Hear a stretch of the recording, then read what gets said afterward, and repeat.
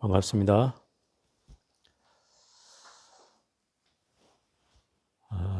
오늘은 금강경 공부의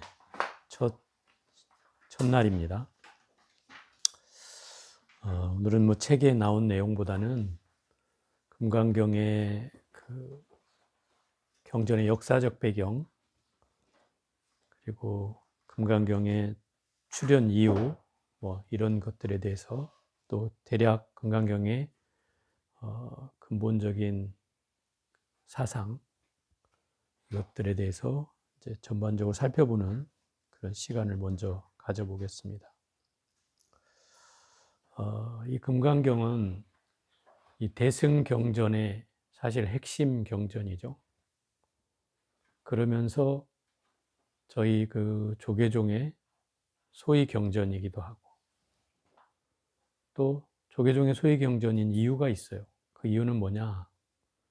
그 참선 수행을 중심으로 한 그 가나선을 표방한 수행 종단이기 때문에 그 수행 종단에 맞는 소위 경전이 바로 금강경이라고 하는 사실입니다. 결국 금강경은 이론적으로는 불교의 사상적 기반을 가지고 있지만, 또 수행적으로 얘기한다면 마음 공부의 핵심이 이 금강경 안에 담겨 있다, 이렇게 얘기할 수 있죠. 그리고 시작이 여시아문이로 시작하지만 끝나는 구절은 응장여시관이라고 하는 말이에요. 그죠? 그 맨 마지막 개송이 응장여시관. 여몽함포령 여로영여정 이게 나오는 거 있잖아요. 일체요의법. 그 중에 응장여시관이 마지막 구절이란 말이에요. 그럼 무슨 말이에요, 이게? 마땅히 이와 같이 관할지어다, 이렇게 말하는 거거든요. 관한다고 하는 말은 이 수행이라는 말의 핵심이죠. 그죠? 그냥 보는 것하고 관하는 건 다른 거죠. 그래서 그 금강경이라고 하는 사상의 어떤 테마는 바로 이 수행을 위한 기본적인 사상이라는 거예요. 그렇기 때문에 이 금강경이라는 경전은 굉장히 중요하죠. 불자들에게도 중요하고, 또 종단의 어떤 수행의 가풍으로서도 가장 중요한 핵심적인 소위 경전이고, 또 우리가 마음 공부를 해가는 데 있어서도 가장 중심 테마가 되는 경전이어서, 제가 지금 공식적으로 이렇게 금강경을 설명하게 되는 게 한 3번째 정도 되는 것 같아요. 유튜브에 나온 걸로 치면. 물론 그전에도 잠깐 했겠지만은 사실은 공식적으로는 3번째가 되죠. 물론 여러분 중에는 금강경을 들어본 사람이 있으려나요? 그래서 이 금강경의 위치가 굉장히 대단한 경전인 건 분명하고, 또 이 경전이 발생하게 된 배경을 보면 부처님 당시의 불교를 얘기하지 않을 수가 없죠. 부처님 당시의 불교가 부처님이 돌아가시고 난 이후에 그 처음으로 1차 결집이라는 걸 이루어져요. 결집이라는 말이 무슨 말이냐면, 그 전에는 부처님이 말해놓은 말을 그냥 듣고 외웠어요. 그때는 문자가 없던 시절이니까 그냥 외웠어요. 그런데 이게 제자들이 많을 거 아닙니까? 그 제자들이 어느 지역의 제자들은 다르게 외우고 있고, 또 어느 지역에는 또 달리 하고 있는 거예요. 그걸 느끼고, 또 그리고 사실 직접적 계기는 그 가섭이라는 그 부처님의 2번째 제자가 법을 이어서 제자들이 어느 노스님이 그러는 거죠. 야, 이제 잔소리하는 할배가 갔다. 이제 더 이상 잔소리할 사람이 없으니 내 맘대로 하고 좀 살고 싶다. 이런 얘기들이 막 횡행하는 거죠. 그 소리를 들은 이 가섭존자가 봤을 때는 뭔가 위기의식을 느낀 거예요. 뭔가 절대적 지존이었던 부처님이 가고 나서 그 부처님을 의지했던 사람들이 부처님이 떠나자, 이미 부처님이 가섭에게 법을 이었는데도 불구하고 부처님의 존재가 없다는 사실로 인해서 불교가 오히려 이상한 쪽으로 흘러갈 수 있는 그런 개연성이 이제 일어나자 이 가섭이 결집을 이제 주도했어요. 그래서 500명의 아라한을 그 왕사성 칠엽굴이라는 곳에 모이게 해서 거기에서 말하자면 경전을 알고 있는 내용들을 전체를 이제 소위 말하면 그 일부 사람들 가운데 예를 잘못되고 있는 부분을 교정하고 또 그리고 설사 내가 외웠다 하더라도 그 500명의 대중이 인정하지 않는다면 그건 다 폐기했어요. 그리고 그 500명의 대중이 전부 다 만장일치로 다 부처님께 그렇게 들었다라고 얘기하면 그것을 채택해서 외우는 1차 결집이 일어난 거예요. 이때도 문서가 없었어요. 그냥 입으로만 정리를 한 거예요. 그래서 경전을 보다 보면 구절이 계속 반복되는 구절이 나와요. 제목만 바뀌면서 계속 반복이 되죠.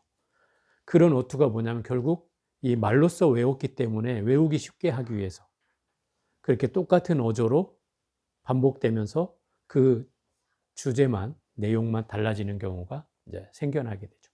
그게 이제 반복된 거예요. 그러다가 이제 100년이 지난 후에 이제 2차 결집이 일어나게 되는데 이때는 이제 뭐가 문제가 됐냐면 시대가 달라지고 역사가 달라졌을 거 아니에요? 100년이 지났으니까. 불교는 굉장히 부흥하고 있었어요. 그런데 이제 스님들이 워낙 왕으로부터 비호를 받다 보니까 왕들이 막 불교를 굉장히 신봉하는 사람들이 많이 있었고 그들이 이제 왕이 신봉하니까 당연히 그 수행을 하고 있는 스님들을 존중할 거 아니에요. 그 공약물도 막 갖다 바치고 그러면서 굉장히 풍족해졌죠. 출가자도 많이 생겼고. 그러다 보니까 스님들이 어떤 현상이 생기냐면 이제 철학적으로 불교를 접근하기 시작하고 자꾸 논쟁을 하는 걸 일삼는 거죠. 부처님 말씀을 가지고 자꾸 토론을 하고 그 토론을 통해서 이게 제자들이나 어떤 신도들을 이끌어가는 쪽으로 가는 게 아니라 그 논쟁을 통해서 자기들의 학문적 영역을 자꾸 분별하는 또는 나누는 이런 현상들이 발생했어요. 그걸 부파분열이라고 하는데 이제 그 소위 말하면 부처님 말씀을 두고 해석을 이제 각기 하다 보니 각기 한 사람에 따라서 야 나는 이렇게 해석해. 그럼 그 사람들끼리 또 모이고 너 나는 이렇게 해석하는데 그럼 또 그런 사람끼리 모여서 자꾸 나눠지게 되는 거죠. 사람이 많아지면서.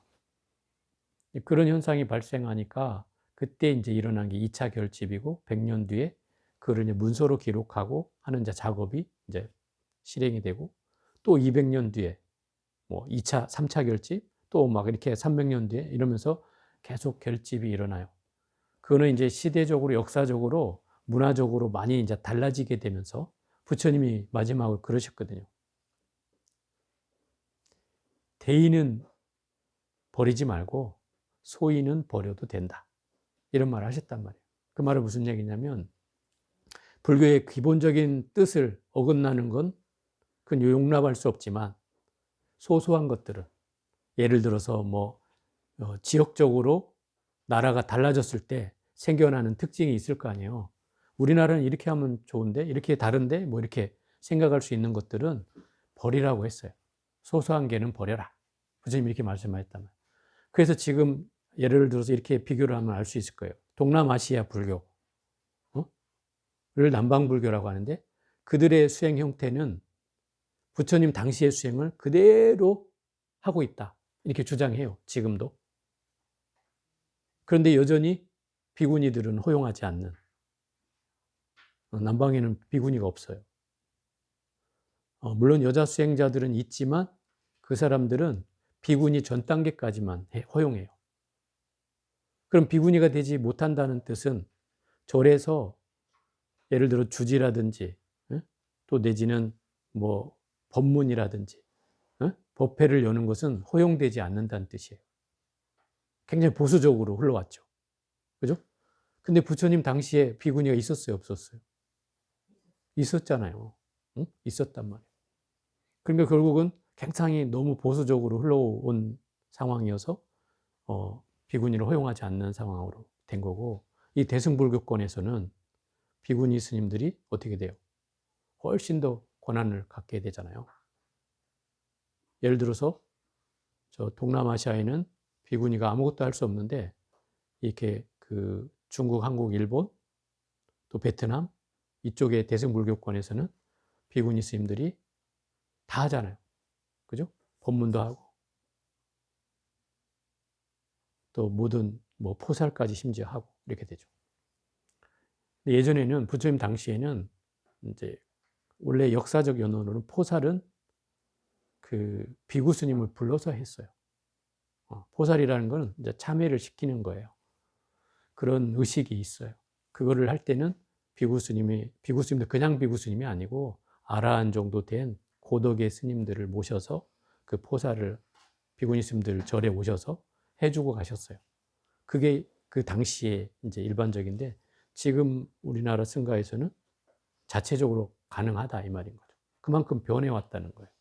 그것은 시대와 역사에 따라서 상황에 맞게 변해온 거죠. 이게 이제 한 부류가 있는가 하면 한쪽에서는 무슨 소리야. 절대 안 돼. 그래서 그대로 해야 돼. 라는 쪽으로 흘러간 게 저 남방불교 쪽이죠. 이 두 가지 주류로 이렇게 흘러오는 거예요. 이 연원이 아까 부파불교 얘기했잖아요. 그때의 한쪽에는 보수적인 상자부 집단, 상자부 불교라고 해요. 이분들은 그대로 고수를 해야 돼. 부처님 말은 절대 한치도 어긋나면 안 돼. 다 지켜야 돼. 이런 흐름이 있었다면 이 대중부라고 하는 흐름이 있었는데 이분들은 야, 우리 이 더운에 소금 정도는 절에서 저장하자. 이 잘못하면 우리가 탈수도 생겨. 여름이 너무 더우니까 사람이 잘못하면 죽기도 하고 그러니 그때 응급치료를 우리가 병원도 뭐 가까이 있지도 않고 하니 이 소금은 보존하면서 필요에 따라서는 소금을 빨리 섭취할 수 있는 상황으로 해서 소금을 가지자. 이쪽에서는 안 돼. 이쪽에서는 하자. 왜? 부처님이 소소한 개는 버려도 된다고 했으니 이 정도는 시대에 따라서 달라질 수 있지. 이래서 이제 이게 나눠진 게 대중부와 상자부라고 하는 거예요. 이 대중부는 대승불교의 뿌리가 되었고 이 상자부는 제 남방불교의 뿌리가 된 거예요. 이 두 맥이 흘러왔다는 뜻이죠. 부파불교가 여러 개 있지만 대체로 이 두 줄기에서 뻗어나왔다. 그 선상하에서 이 금강경이 탄생되는 거예요. 주로 이 대중부 계통에서 금강경이 이제 탄생이 되고. 그래서 이 대승불교권의 핵심은 뭐냐면 보살의 운동이 일어나는 거예요. 왜냐하면 아까 말했듯이 스님들이 학문적인 토론에 집착하고 또 중생 제도를 외면하고 대중들에게 뭔가 대중을 일깨우는 일을 등한시하게 되니까 이런 문제에 봉착한 일부 제가 집단에서 절대 이래서는 안 된다. 그래서 불교의 말하자면 회복운동이죠. 다시 부처님으로 돌아가야 한다. 부처님은 모든 중생을 외면하지 않았다. 모든 중생에게 가르침을 펴고 끊임없이 그들을 계도하려고 노력하셨다. 근데 왜 지금 현재 승려들은 또 지금 수행자들은 왜 자기 수행만 일삼고 중생을 외면하는가? 이런 각성에서 일어난 게 대승불교 운동이에요. 그 배경이 바로 그런 대중부로부터 출발해가지고 이 대승불교 운동이 일어났다는 뜻이에요.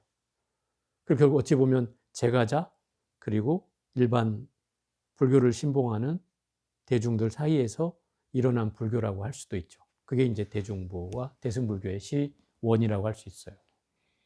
그 경전의 핵심이 그래서 대승불교권에는 보살의 삶이 강조가 되고 그 다음에 누구나 깨달을 수 있다라고 하는 사실이 강조가 되고 물론 이게 부처님 말씀에 없던 얘기는 아니에요.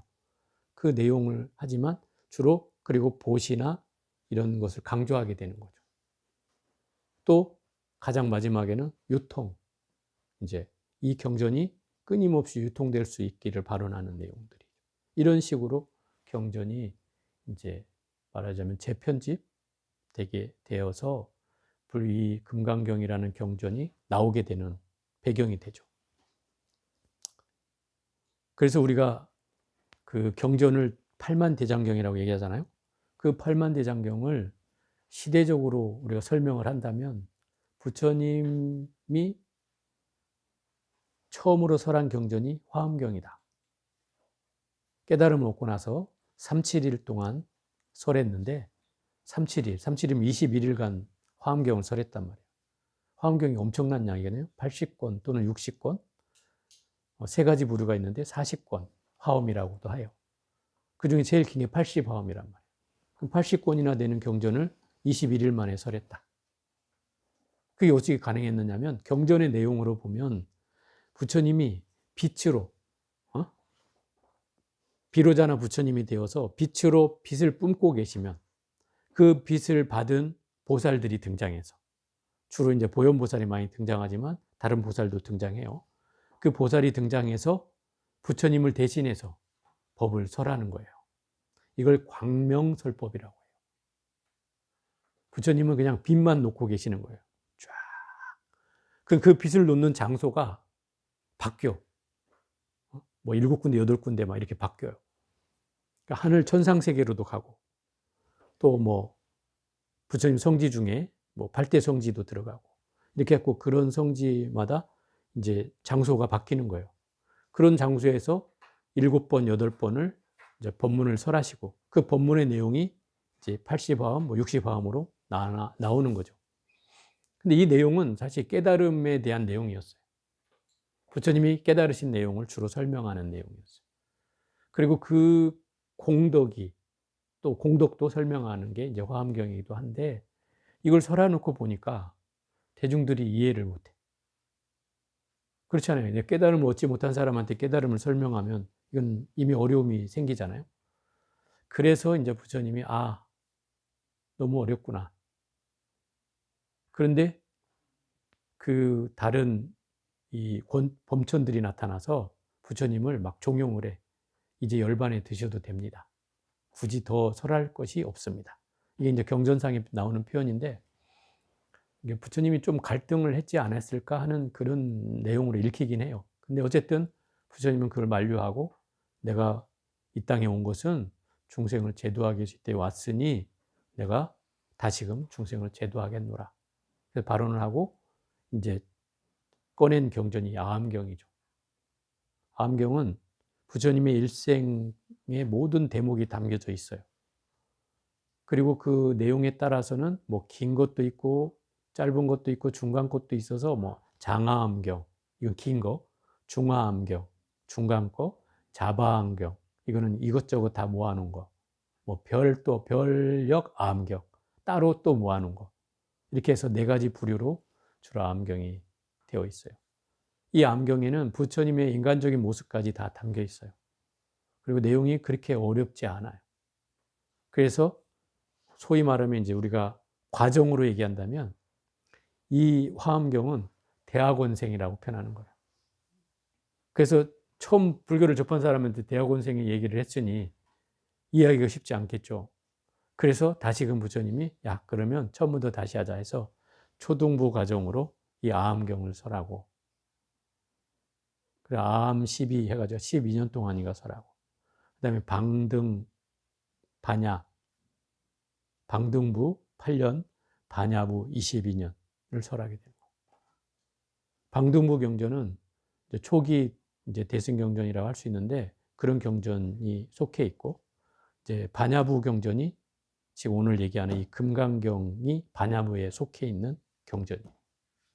부처님이 제일 오랫동안 설했다는 거예요. 22년을 설했으니까. 그 경전 가운데 600권 반야, 600부가 반야경이거든요. 아까 80부 화엄경이라고 했잖아요. 그것에 거의 80배 정도 되는 게 반야부 경전이에요. 그만큼 오래 설했기 때문에 제일 많았죠, 양이.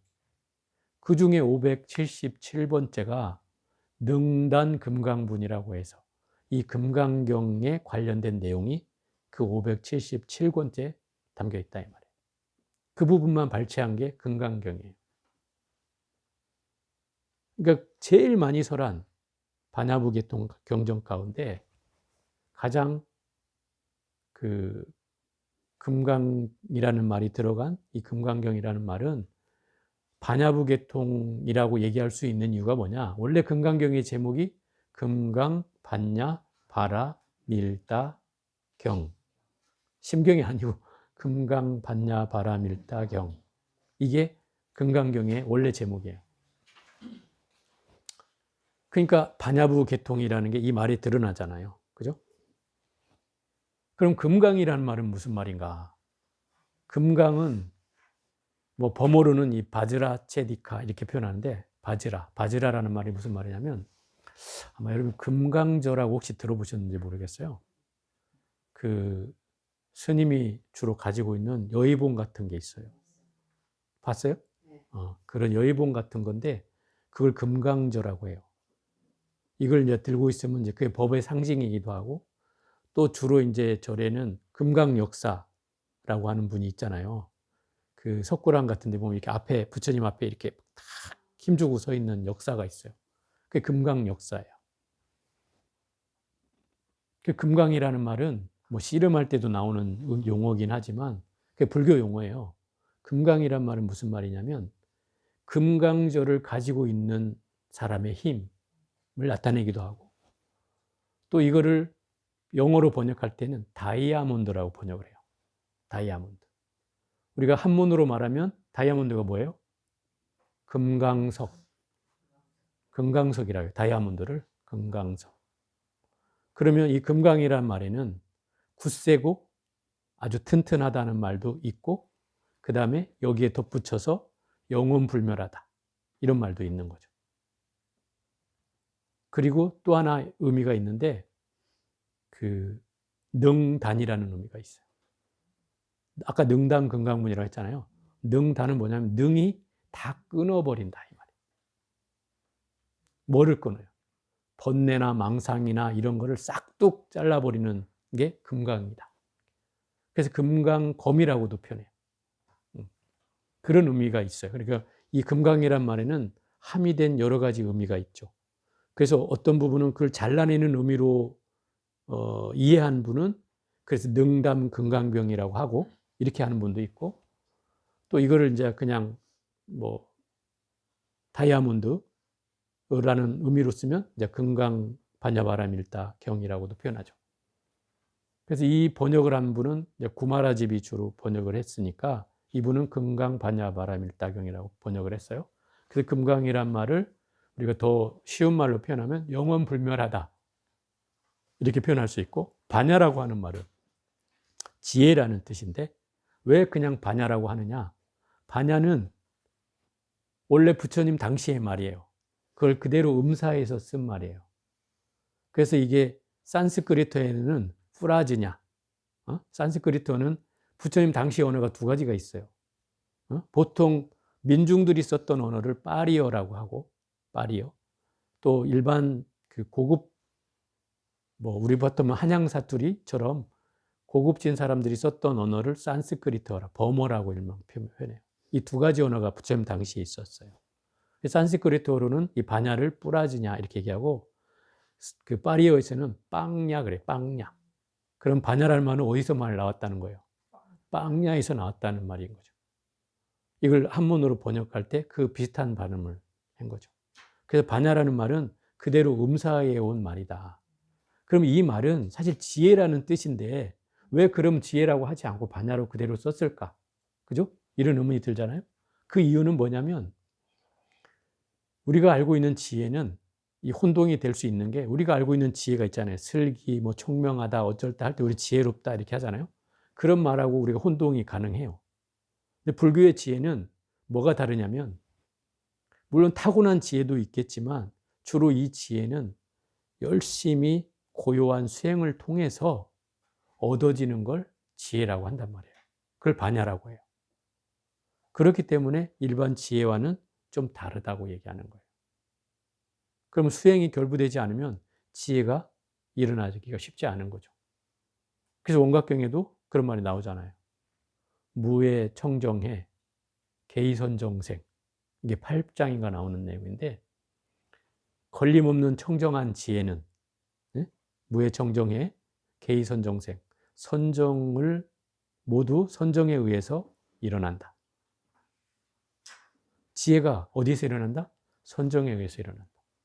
그러니까 선정이 없는 지혜는 있을 수가 없다 이 말이죠. 물론 이제 이미 갖춰진 사람들이 있잖아요. 그냥 탁 보면 아는 사람. 이 상근기의 중생은 그런 선정도 필요가 없어요. 이미 갖춰져 있기 때문에. 그런 사람한테 갖춰져 있어. 근데 어찌 됐든 이 반야라는 건 그런 뜻이고, 바라밀이라고 하는 말은 이것도 음사어예요. 그대로 파리어나 그 산스크리트에서 그대로 옮겨온 말인데, 파라미타라는 말을 그대로 옮겨서 바라밀다 이렇게 하는 거예요. 이 말은 무슨 뜻이냐면 건너가게 해주다, 이루어지다, 완성하다 이런 의미를 가져요. 그러면 지혜를 완성하는 것, 그것이 뭐다? 반야 바라밀이에요. 반야 바라밀. 지혜를 완성하는 것. 지혜를 완성하는 건 뭐예요? 결국 부처님이 되는 거죠. 깨달음을 얻는 거죠. 그것이 반야 바라밀이에요. 거기다가 경이라는 게 붙었어요. 경은 뭐예요? 부처님 말씀이란 뜻이잖아요. 그러니까 이 금강 반야 바라밀 경, 이 말은 더 정확하게 말하면 영원 불멸한 지혜로서 완성하게 해주는 부처님 말씀, 이렇게 정리할 수가 있겠죠. 결국 지혜라고 하는 건 깨달음을 얻는데 제일 중요한 요소예요. 지혜가 없이는 깨달음을 얻을 수가 없으니까요. 그래서 지혜를 얻으려면 어떻게 해야 됩니까? 간단히 얘기하면 이 금강경을 공부합시다. 금강경을 공부하면 지혜가 생깁니다. 이렇게 얘기할 수 있죠. 물론 책만 본다고 해서 지혜가 생기는 건 아니죠. 그 경전을 통해서 내 마음을 찾고 쳐다보는 상황으로 나를 만들어 가면 그것에 의해서 지혜는 생겨날 수가 있다. 이렇게 얘기할 수가 있습니다. 그래서 아까 말한 능단이라는 의미로 이 말을 또 풀어본다면, 두 번째 의미잖아요. 풀어본다면 이런 뜻이에요. 우리가 삿된 견해나 번뇌망상이나 하는 이런 거를 그냥 이 금강의 검으로 한 번에 내려쳐서 삿된 견해와 번뇌망상을 싹둑 잘라버리고 그를 통해서 지혜를 완성하는 그런 부처님 말씀. 이게 두 번째 의미라고 할 수 있죠. 그러니 이 경전을 제대로 공부한다면 나의 삿된 견해와 잘못된 번뇌망상을 사그러뜨릴 수 있는 그런 게 바로 이 금강경이다. 이렇게 얘기할 수가 있겠죠. 그래서 옛날에 이제 용성 스님은 그렇게 얘기를 했어요. 이 금강경의 대의가 뭐냐라고 얘기한다면 아집과 법집을 타파하고 상이공함을 나타낸다. 그게 이 대의다. 금강경의 대의다. 이렇게 요약을 했어요. 아집이라고 하는 건 뭐예요? 나에 대한 집착을 하는 거예요. 나에 대한 집착에 관한 부분이 나오는 게 금강경의 대표적인 게 아상, 인상, 중생상, 수자상이에요. 그게 아집이에요. 아집의 대표적인 네 가지 경우죠. 법집은 뭐예요? 법집은 깨달음에 대한 집착을 하는 거예요. 진리에 대한 집착. 부처님 말씀은 절대적으로 오라. 부처님 말씀은 절대적이야. 부처님 말씀에 토를 달면 안 돼. 이런 태도. 더 핵심적인 건 금강경 7분행가 나오는데 이런 거예요. 중생이 부처로 나아가는데 강이 놓여져 있어. 거기에 가려면 배를 타고 건너가야 돼. 그런데 배가 없어. 그러니까 이 중생들이 염원을 해서 저기를 건너가고자 하는데 헤엄쳐서도 갈 수가 없어요. 그래서 주변에 있는 나무를 잘라가지고 뗏목을 만들어요. 뗏목을 만들어가지고 거기를 건너가. 막 열심히 저어서 건너갔더니 너무나 막 환희심이 벅차올라오는 거예요. 야, 뗏목아, 내가 너 때문에 내가 이 세계에 왔다. 너무나 고맙다. 이러고 그 뗏목을 지고 가려고 해. 이게 법집이라고 하는 거예요. 무슨 말이냐면 내가 이미 부처의 세계에 들어섰잖아요. 그러면 나를 인도해 줬던 이 뗏목은 다른 사람한테 안내해 주면 됐지. 에? 굳이 내가 그걸 고맙다고 지고 갈 수냐 이 말이에요. 이게 법집에 대한 예다 이 말이죠. 금강경에 나와요 이게. 그래서 금강경을 공부하면서 떨쳐버려야 될 게 아집과 법집, 이걸 아공과 법공이라고도 얘기해요. 이 개념을 우리가 이해해야 돼요. 이 얘기가 왜 나오냐면 아까 제가 부파불교 서두에 꺼냈잖아요. 그 부파불교에서 설일체 유부라는 이제 부파가 하나 있었는데 이분은 나는 공하지만 법은 실제한다. 이렇게 주장을 한 거예요. 법은 있다. 왜? 부처님 말씀은 절대적이기 때문에 우리 눈앞에 존재한다. 실제한다. 이렇게 주장을 한 거예요. 그러니까 부처님 말씀이 공을 주장했음에도 불구하고 뭔가 존재한다고 여기니까 문제는 이 부처님 말씀이 뭔가 맥락이 이게 잘못되게 생긴 거죠. 그러다 보니까 이 금강경에서 이걸 깨주는 거예요. 무슨 소리야? 아도 공하, 나도 공하지만 법도 공한 거야. 그건 절대화될 수가 없어. 부처님이 그렇게 얘기를 했어. 그런데 왜 너는 절대화해? 이런 흐름으로 이 금강경이 탄생한 거예요. 그래서 아공, 법공이라는 말을 하게 되는 거고, 나에 대한 집착과 법에 대한 집착이 떨어져야 우리는 이 지혜를 완성할 수가 있다는 거예요. 이게 핵심이에요. 그래서 제일 그 금강경을 줄거리를 요약해서 말하자면 그걸 또 용성스님이 이렇게 표현했어요. 무상을 종으로 한다. 종이라는 으뜸으로 삼는다 이 말이에요. 무상이란 상이 없음을, 상이 아님을 종으로 삼고, 금강경 핵심이 그거예요. 상을 떠나는 거잖아요. 상을 없애는 거. 그 무상을 종으로 삼고, 또 무주를 채로 삼는다. 무주는 머물지 않는 거. 응무소주 이생기심하라 이러잖아요. 머물지 않는 걸 채로 삼는다. 그리고 묘행을 용으로 삼는다. 이렇게 했어요. 묘행은 뭐예요? 묘한 행위를 하는 거예요. 이 묘한 행위라는 건 이 사장인가 나오는데 사장이 묘행무주분이에요. 그러니까 거기에 무슨 말이 나오냐면 상에 머물지 말고 베풀어라. 이걸 무주상모시라고 해요. 그 무주상모시의 핵심이 바로 묘행이에요. 가장 아름다운 실천이라는 뜻이에요. 왜냐하면 우리가 물건을 주되 자꾸 나를 내세워. 내가 줬어. 내가 했어. 내가 만들었어. 내가 절에 갖다 줬어. 막 이렇게 막 자랑한단 말이지. 그런 게 이제 상이란 말이에요. 그 상이면 이 공덕이 반감하는 거예요. 반감. 내가 했다는 그 상이 결국 이 무주상의 핵심을 우리가 깨트린 거잖아요. 그럼 거기엔 무주상이 아니고 주상이 되는 거예요. 주상. 불교는 핵심이 어디에도 머물지 않는 거예요. 핵심이. 근데 어디에 마음이 머물렀다는 것은 이미 잘못됐다는 거죠. 그러면 공덕이 최상이 되지 못한다는 거예요. 심지어는 여기서 뭐라고 하냐? 무주상의 조건이 있어요. 상대도 완전해야 하고, 나도 완전해야 하고, 물건도 완전해야 된다. 이렇게 얘기해요. 그게 무주상이어야 된다는 거예요. 무슨 얘기냐면, 내가 물건을 줬는데 상대가 불편해.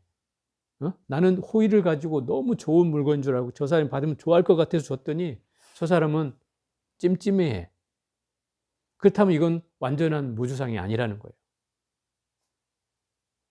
저 사람도 받아도 거리낌이 없어야 하고, 주는 사람도 거리낌이 없어야 하고, 심지어 주는 물건도 거리낌이 없어야 돼.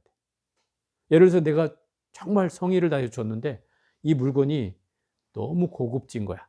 말하자면 일반 사람이 받을 수 없는 거야. 근데 그 사람이 받는 사람이 어떻겠어요? 부담스럽겠죠.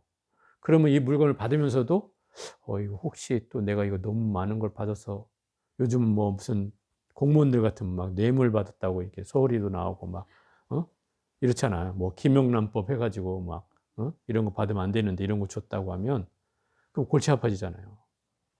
물론 뭐 어떤 사람은 막 그런 거 요구하는 사람도 있더라고. 무슨 반지 뭐 무슨 귀걸이 목걸이 막 달라는 사람도 있다고 하지만 그건 무주상이 아닌 거죠. 일단 그걸 삼륜청정이라고 해요. 주는 자, 받는 자, 주는 물건이 청정해야 한다. 그래야 이게 무주상의 조건이에요. 무주상에 머무는 조건. 그래서 우리가 이걸 선물을 할 때는 고민을 해야 되는 건 바로 이런 조건에 맞는가를 고민해야 되는 거죠. 어떤 물건이어야 되느냐가 아니라 저 사람한테 과연 이게 좋을까? 그리고 저 사람이 이거 받았을 때 흔연한 마음을 가질까? 그죠? 그리고 이 물건이 부담을 갖지는 않을까 하는 것들을 우리는 염려해야죠. 사실 무주상이 여기서 말하는 묘행이에요. 묘행. 가장 아름다운 행위다. 그 무주상의 핵심은 사실은 또 하나가 뭐냐면 부처님의 가르침을 거리낌 없이 전해주는 거예요. 그게 무주상행 보시의 핵심이죠. 그리고 또 이 금강경은 일체법 무아, 그것이 바로 공이다라고 설명하는 부분인데 이 금강경에는 사실은 공이라는 글자가 단 한 자도 나오지 않아요. 그런데 공사상의 대표적인 경전이라고 해요. 재밌는 거죠. 여러분들 우리 반야신경 보면은 엄청난 공이 나와요. 색정지공, 공정시대, 뭐 색불이공, 공불이공 막 이게 나오잖아요. 다 여기는 공공공공공 막 나와요. 이 반야심경도 이 반야부 계통의 경전이에요. 똑같이 금강경도 이 반야부 계통의 경전이에요. 그런데도 이 금강경은 공자가 한마디도 나오지 않는다. 그럼에도 불구하고 공사상의 대표적인 경전이라고 얘기한다. 이 말이에요. 그 내용이 담고 있다는 뜻인 거죠. 그 내용이. 그래서 이 반야부 계통 경전 가운데도 가장 초기 경전이 아니냐 이렇게 주장하는 학자들도 있어요. 그래서 공자가 나오지 않는 거다. 공자가 학문적으로 뭔가 정리화되기 전에 나온 경전이 아닌가 이렇게도 주장하는 분이 계셔요. 뭐 어찌 됐든 이 금강경이란 경전은 그래서 제가 봤을 때는 뭐 이 금강경 소위 경전인 분들 있잖아요. 그분들에게는 이 금강경이 최고의 경전이고, 그렇죠? 물론 내 소위 경전이 아니라고 해서 뭐 금강경이 최고가 아니다 뭐 이렇게 얘기할 수는 없지만 이 공부를 할 때는 최고의 경전인 것처럼 우리가 배워야죠. 그죠? 당연히 그래야죠. 물론 내일 하는 분들한테는 보현행품이 최고라고 하죠. 당연히. 네. 왜? 내가 배우는 경전이니까 최고여야죠. 당연히. 네. 저는 그렇게 생각해요.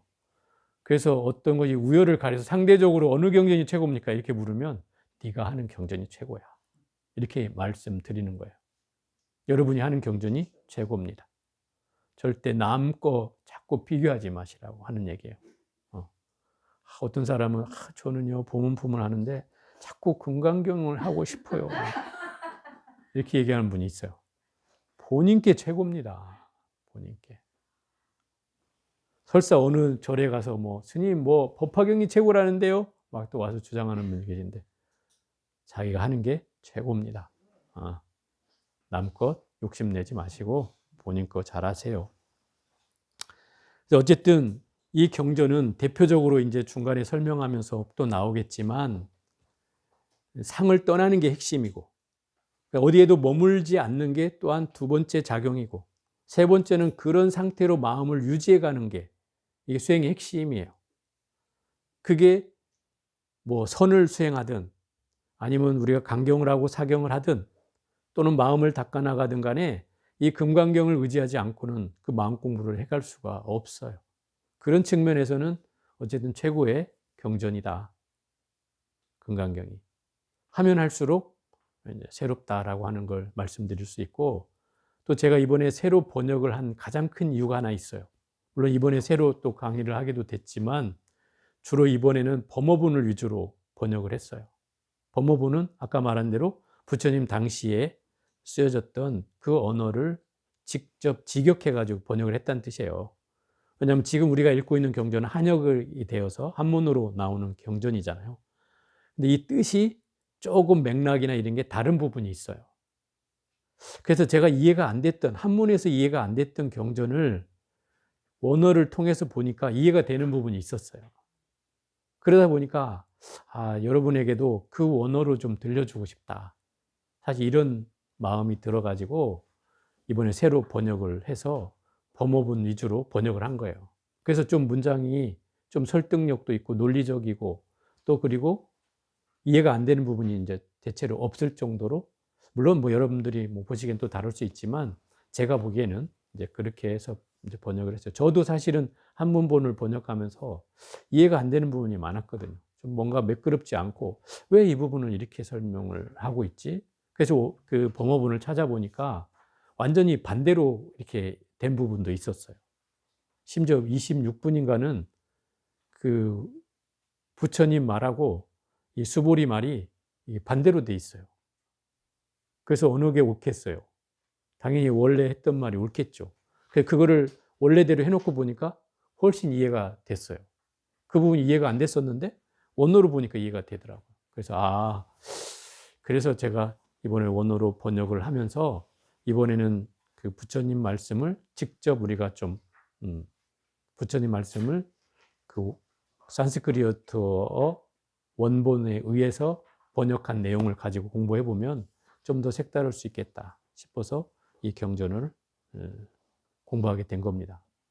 그래서 오늘은 뭐 첫 시간이라서 이 정도로 가름하고요. 다음 주부터는 이제 본론을 1분부터 해서 32분까지 있는 경전을 아마 이번 철에는 아마 한 5분, 16분 정도까지 아마 될 것 같고, 다음 철에 이제 마지막 부분까지 이제 하게 될 것 같습니다. 자, 오늘은 이 정도로 가름하겠습니다.